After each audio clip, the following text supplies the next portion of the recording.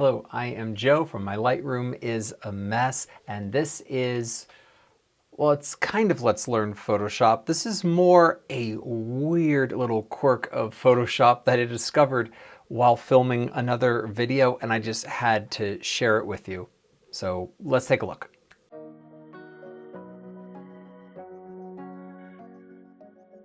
We're here inside of Photoshop, and I am working on removing the subjects from a version of the image and creating just a plain background in order to blur it later. But it turns out the way you make the selection for the removal matters, which seems weird to say, but check this out. I'm going to make a copy of the background layer. That's Command-Control-J. Now I have some people and I want to remove them from this particular layer. So one way that I might make that selection is coming up here to the Intelligent Selection Tools and choosing Select People. This is relatively new inside of Photoshop, and if you open it up, you can detect the individual people, but also select all people. I'm going to choose entire person and click apply. That will give me a selection of all of the people. Okay, so far so good.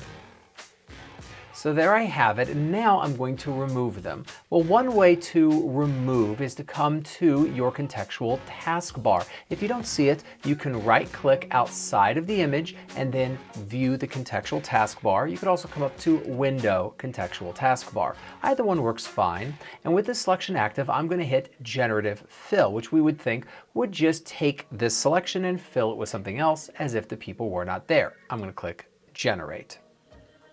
Now here we get the prompt. We could decide to type in anything we want, like an elephant or a UFO, but I'm just going to leave it blank and hit Generate.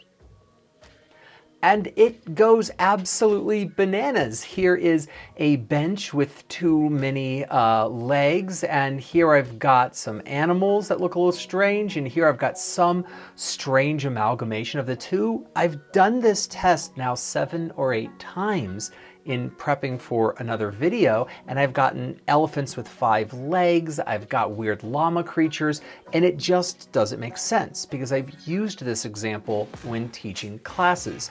But now watch this. I'm obviously going to get rid of this layer. It makes no sense. I'm going to come back to this original layer. Instead of clicking Select People, I'm just going to click Select Subject. That's it, Select Subject. And this is going to make what looks to be the same selection. And at this point, it is simply an active selection. I'm going to do everything exactly the same. Come up to the contextual taskbar, Generative Fill. I'm going to then leave the typing space blank like I did before and click Generate. And now I get totally reasonable results. Look at this. Here's one that's got a plant growing. Oops, it's kind of doing something there.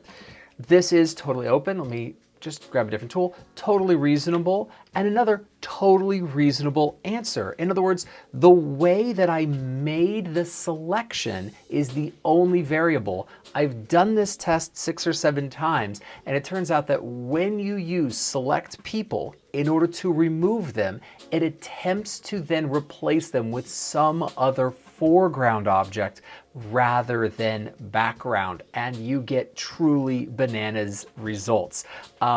So the way that you make a selection for the purposes of generative removal matters. Very strange outcome. The video I'm working on for this will be out relatively soon on using removal in creative ways. But in the meantime, that's just a fun little result. Weird things kind of happen, and there's always fun surprises in Photoshop. Thanks a lot. I'll see you next time. This is a good moment for me to take a little pause and mention that if you want to learn Photoshop in and out, I will be teaching a 3-part Essentials of Photoshop class with Jax and Delaware camera in February. Over the course of 3 Thursdays, February 5th, February 12th, and February 19th, I'm going to teach Essentials of Photoshop.